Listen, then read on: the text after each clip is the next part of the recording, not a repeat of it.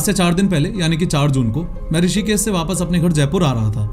हर दूसरे इंसान की तरह हमने भी मोबाइल में इलेक्शन रिजल्ट्स की न्यूज चला रखी थी। तभी लेट इवनिंग में मेरे ईमेल और सोशल मीडिया पर नीट से रिलेटेड वीडियोस बनाने की रिक्वेस्ट आने लगी। स्टार्टिंग में मुझे लगा कि रेगुलर वीडियो रिक्वेस्ट के कुछ मैसेजेस होंगे, लेकिन 5 जून की सुबह होते होते मेरा ईमेल और सभी सोशल मीडिया डीएम्स इस रिक्वेस्ट से भर चुके थे कि सर नीट स्कैम पर वीडियो बनाओ। इस मुद्दे में मैंने झांक के देखा तो पता चला कि सच में बहुत बड़ा घोटाला हुआ है। और चूंकि मैंने खुद 1 साल कोटा में जेईई एडवांस की प्रिपरेशन की थी, इसलिए मैं इंस्टेंटली रिलेट कर पा रहा था कि इस समय नीट के एप्लीकेंट्स पर क्या बीत रही होगी। हालत इतनी ज्यादा बिगड़ चुकी है कि कुछ स्टूडेंट्स आत्महत्या कर चुके हैं और कुछ पूरा मन बना के बैठे हुए हैं अगर री नीट नहीं हुआ तो। आज की इस वीडियो में बहुत इजी लैंग्वेज में मैं आपको बताऊंगा कि नीट स्कैम आखिर है क्या, इलेक्शन की आड़ में 24 लाख बच्चों के साथ क्या धोखा हुआ है, और हम सब लोग जो नीट से डायरेक्टली रिलेटेड नहीं है उनको भी इस न्यूज से फर्क क्यों पड़ना चाहिए। लेकिन हर बार की तरह शुरू से शुरू करते हैं। टेलीग्राम चैनल पे शायद 4 तारीख को भी घूम रहा था कि और वही पेपर 5 तारीख को आया है।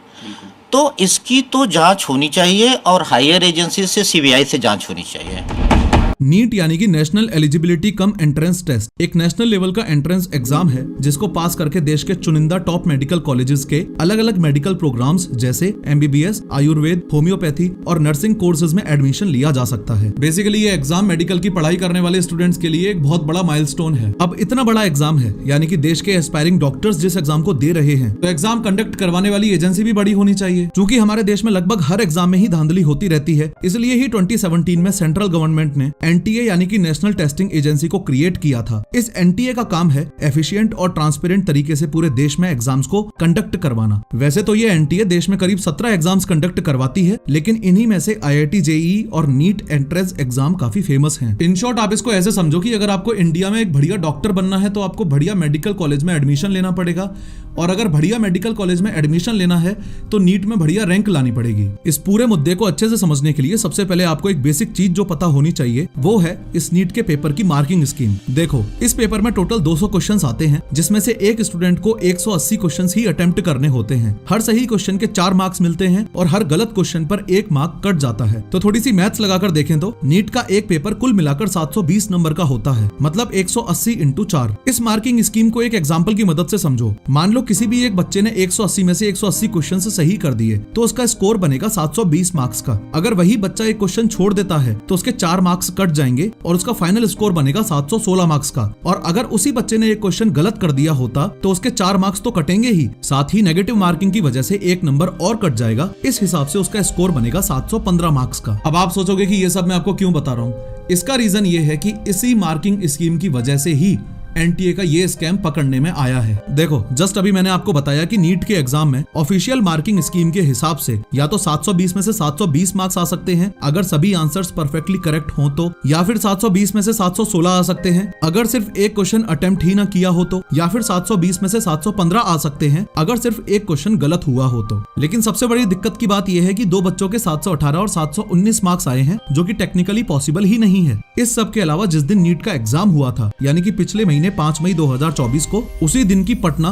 बिहार से एक और नीट से रिलेटेड शॉकिंग न्यूज आई थी। न्यूज भले ही 5 मई की थी, लेकिन कांड उससे एक दिन पहले का था यानी कि 4 मई का था। ध्यान से सुनना क्या हुआ था। पटना पुलिस को एक सेंट्रल एजेंसी से पेपर लीक होने की खबर मिलती है। इस इंफॉर्मेशन के बेसिस पर पटना पुलिस ने अपने शहर में तहकीकात शुरू की। इस इंफॉर्मेशन में एक डस्टर कार का जिक्र किया गया था। पुलिस ने कार की ट्रैकिंग शुरू की और इस सुपरफास्ट एक्शन में डस्टर कार के साथ 4 बंदों को भी अरेस्ट कर लिया। पुलिस को शॉक तब लगा जब उस कार में से 4 बच्चों के नीट के एडमिट कार्ड्स भी बरामद हुए। इन 4 स्टूडेंट्स में एक स्टूडेंट है ये आयुष। जब आयुष से पूछताछ की गई तो ये पता चला कि सैटरडे को यानी कि 4 मई को उसे एक बॉयज हॉस्टल में ले जाया गया था। उस हॉस्टल में पहुंचने के बाद आयुष ने देखा कि वहां उसके अलावा 25 बच्चे और मौजूद थे। उन सबको पूरी रात अगले दिन नीट में आने वाले क्वेश्चंस के आंसर्स रटाए गए। और शॉकिंगली आयुष ने जब 5 मई को अपना एग्जाम पेपर देखा तो हूबहू वही पेपर था जो उन्हें एक दिन पहले यानी कि 4 मई को रटवाया गया था। पटना पुलिस ने इस नीट पेपर लीक को पूरे देश के सामने हाईलाइट तक भी कर दिया था, लेकिन इस पूरी घटना की सबसे हैरान कर देने वाली बात थी एनटीए का जवाब। एनटीए ने साफ साफ शब्दों में कहा कि ये एकदम फेक न्यूज है।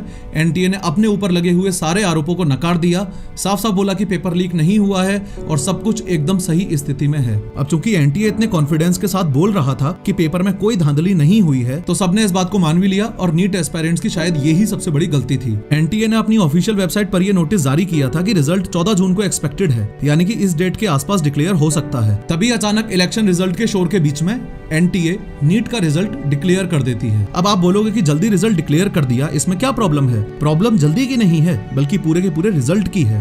रिजल्ट को देखते ही हर एक कैंडिडेट, उनके माँ बाप और यहाँ तक कि कोचिंग वालों के भी होश ही उड़ गए। देखो, सबसे पहले तो आपको भी पता है कि इस तरह के कॉम्पिटिटिव एग्जाम्स में पेपर का लेवल काफी हार्ड आता है, यानी कि किसी बच्चे के पूरे में से पूरे नंबर आ पाना थोड़ा मुश्किल होता है। इनफैक्ट आज तक के रिकॉर्ड में एक साथ मैक्सिमम 3 बच्चे ही फर्स्ट रैंक ला पाए हैं, यानी एक साथ 3 बच्चे ही एयर 1 ला पाए हैं। लेकिन गैस करो इस बार कितने बच्चों की ऑल इंडिया रैंक 1 यानी कि एयर 1 आई है?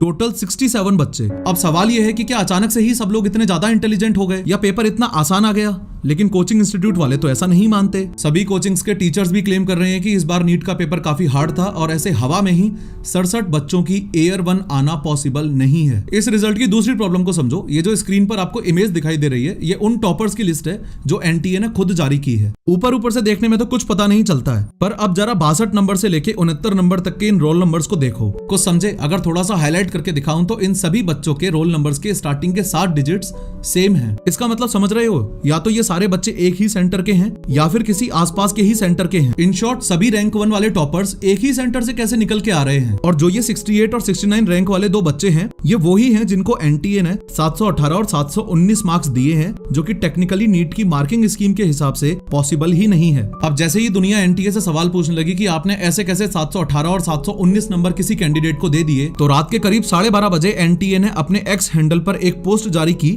जिसमें यह बताया गया कि ये मार्क्स कंपनसेटरी यानी ग्रेस मार्क्स हैं। एनटीए के मुताबिक जिन बच्चों का टाइम किसी न किसी रीजन से एग्जाम के दौरान वेस्ट हुआ है, उन्हें 2018 में सुप्रीम कोर्ट के द्वारा बताए गए एक फॉर्मूला के बेसिस पर एक्स्ट्रा मार्क्स दिए गए हैं। यहाँ ट्विस्ट ये है कि इतना हल्ला होने के बाद भी एनटीए ने अभी तक ये फॉर्मूला डिस्क्लोज तक भी नहीं किया है। एग्जाम के दौरान टाइम वेस्ट होने का मतलब होता है कि जैसे किसी बच्चे को इंग्लिश की जगह हिंदी लैंग्वेज में पेपर दे दिया, या फिर किसी को फटी हुई ओएमआर शीट दे दी हो गलती से, एक्सेट्रा। 100 बात की एक बात यह है कि एनटीए की गलती तो है। जो रिजल्ट 14 जून को पब्लिश होना चाहिए था, वो रिजल्ट इलेक्शन रिजल्ट्स की आड़ में 4 जून की शाम में चुपके से पब्लिश कर देना, एक साथ 67 बच्चों की ऑल इंडिया रैंक 1 आ जाना, हरियाणा के एक ही सेंटर से 8 बच्चों का एयर 1 आ जाना, हरियाणा के ही सेंटर से 2 बच्चों के इम्पॉसिबल 718 और 719 मार्क्स आ जाना, बिहार, रांची और राजस्थान में जो नीट पेपर लीक्स की खबरें आ रही हैं, उस पर चुप्पी साध लेना। खबरें ये भी हैं कि टेलीग्राम पर पेपर लीक हो चुका था और 1 और 2 मई को 40,000 रुपए में मिल रहा था। 5 तारीख को एग्जाम था और एक दिन पहले यानी कि 4 मई को लीक्ड पेपर की कॉस्ट 5 लाख हो चुकी थी। ऑनेस्टली, पर्सनली मेरे फैमिली रिलेशंस में या फ्रेंड सर्किल में किसी ने भी नीट का एग्जाम नहीं दिया था, ना ही मेरी नॉलेज में कोई मेरा क्लोज बंदा इस एग्जाम के लिए प्रिपेयर कर रहा है। स्टिल मुझे लगा कि मेरी एक वीडियो से मेडिकल स्टूडेंट्स की लड़ाई को मजबूती मिल सकती है, तो मैंने ये कदम उठाया। आप भी इस न्यूज को शेयर करो, अपनी आवाज उठाओ। क्या पता एनटीए नीट एग्जाम दोबारा करवाने का अनाउंसमेंट कर दे और कोई एक मासूम जान जो आत्महत्या करने वाली थी वो बच जाए। इस वीडियो में मैंने भारत में चल रहे एक और बड़े फ्रॉड, डीप फेक फ्रॉड की बात की है। क्लिक करो और जरूर देखो।